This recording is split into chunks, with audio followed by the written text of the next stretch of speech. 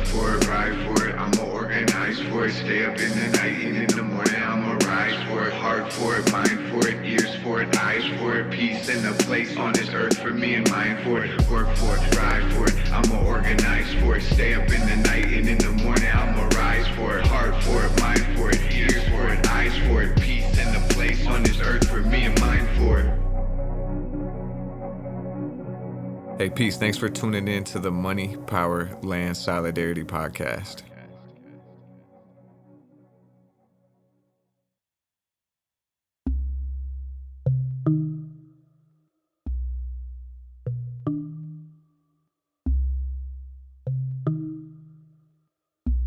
In the months before my son was born, I was experiencing depression, at times intense depression. I was being hunted by feelings of fear, a growing dread. I was worrying constantly and having a hard time taking my mind off of the 115-degree temperatures reported in Oregon. I was pretending to be present with my loved ones while my mind was off probing an unknown, uncertain future. I couldn't detach my spirit from the news that Enridge was stealing our water and preparing to drill beneath our beloved Mississippi River. I was sick with grief for Mother Earth and all living creatures. I would open Twitter or Instagram and see another climate change-related headline and get flooded with fight or flight chemicals. My heart would begin to race, my muscles begin to tense, and I would carry with me a low-grade feeling of panic for many hours.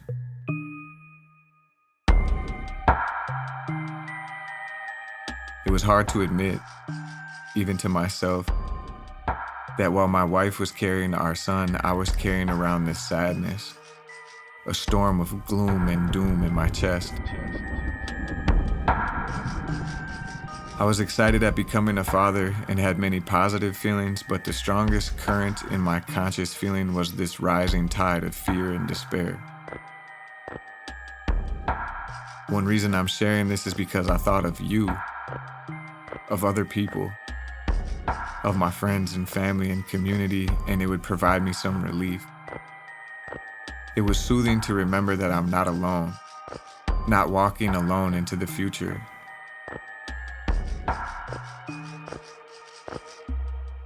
I wonder how many of you listeners have or are dealing with this same depression and grief. I want you to know that you are not alone either.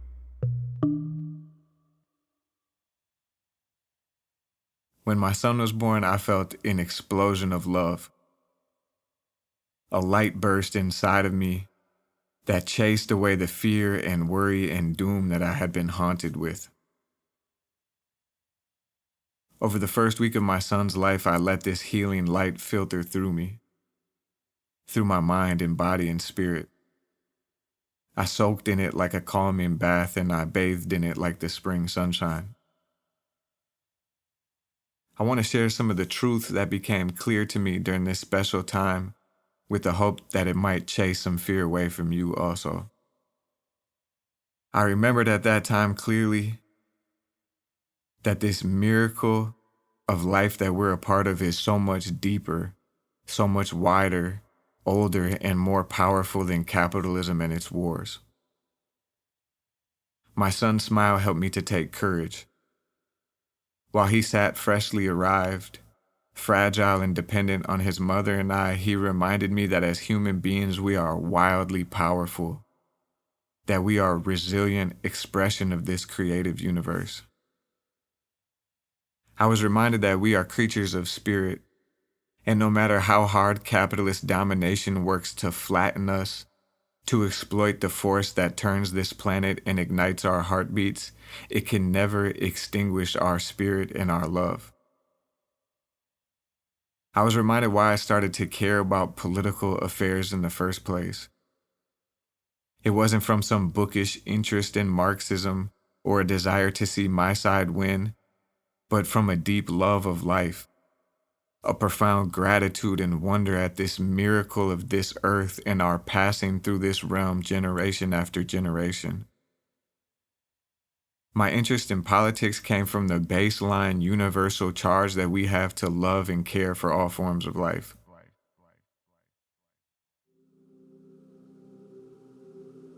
My son reminded me that I am a member of the forces of love. And remembering which army I am in helped make the challenge of our generation less fearsome. Rather than shrink from life at this time, our call is to dive deeper into life. To counter the despair the ruling class would use to paralyze us with a wild, exuberant, unfiltered celebration of self and water and earth and all of its inhabitants. My son reminded me that I must be a revolutionary. I've known for years that I was born into the age of empire, into the age of oil and bombs and capitalist regression. I've also known that I refuse to accept that violence laying down, that I must pick up the baton of resistance and defiance. My son reminded me that we were not put on this earth to drag around despair, that we have a right to joy in this life. For the first week or so after my son was born, I thought I might never feel that depression again.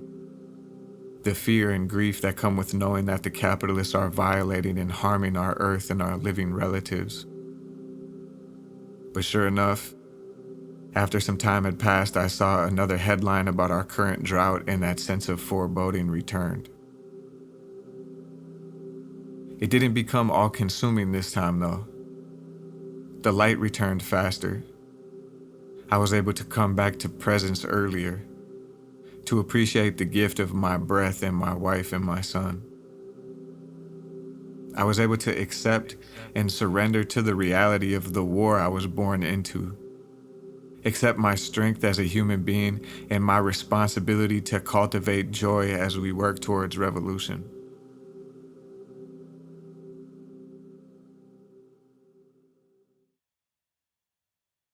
How could I turn away from this chance to be alive? From the sun, and from my son, from the moon that still glows and the trees that still grow, from my love of rivers and music. Our enemies are already doing their worst. Despairing or hiding my head in the sand will not stop them. I need to face them, to fight them, and I need my joy and my spirit to do that. The capitalist media will make us think there is no future, only this industrial purgatory and deepening crisis. Their deception was beginning to work on me. I saw clearly in my son that there is a future and it's worth fighting for. That we can stand with humor and compassion and build a future in defiance of the empire. My son reminded me that fear is worse than death. That even if I'm consumed by fire, or washed away by flood, or mowed down by weapons of war, that the forces of life will march on, and I will be recycled through this universe to return when the smoke is cleared, when the oceans have calmed, and when the battle against oppression won. It's up to me to point myself in that direction, towards a future of restored balance, along the path lit when we see our children or our lovers. If I'm moving on that path, none of capitalism's weapons can stop me.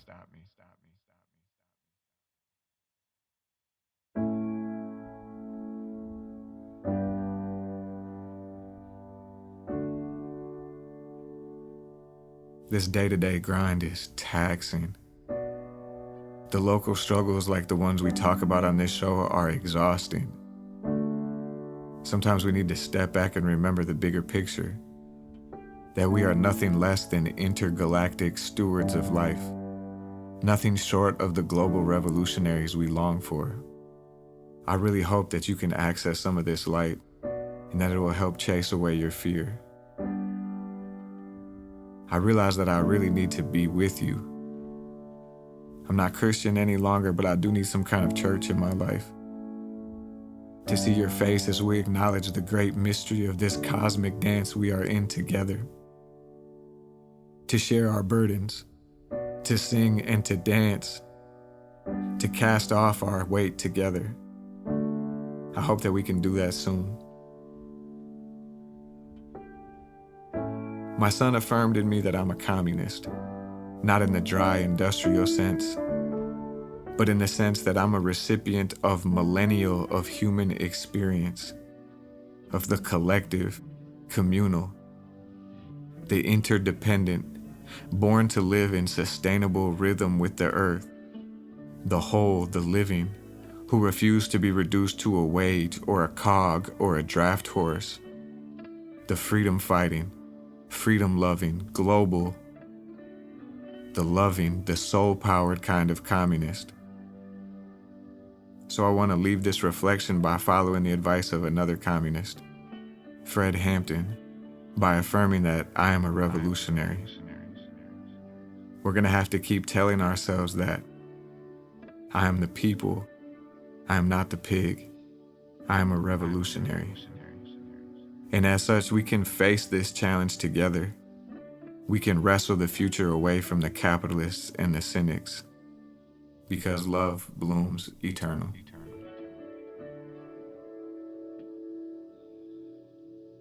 Money, power, land, solidarity. We need money, land, solidarity. If you funny, stand very far away from me. We have running plans about as far as they can see to keep them coming. Bands building up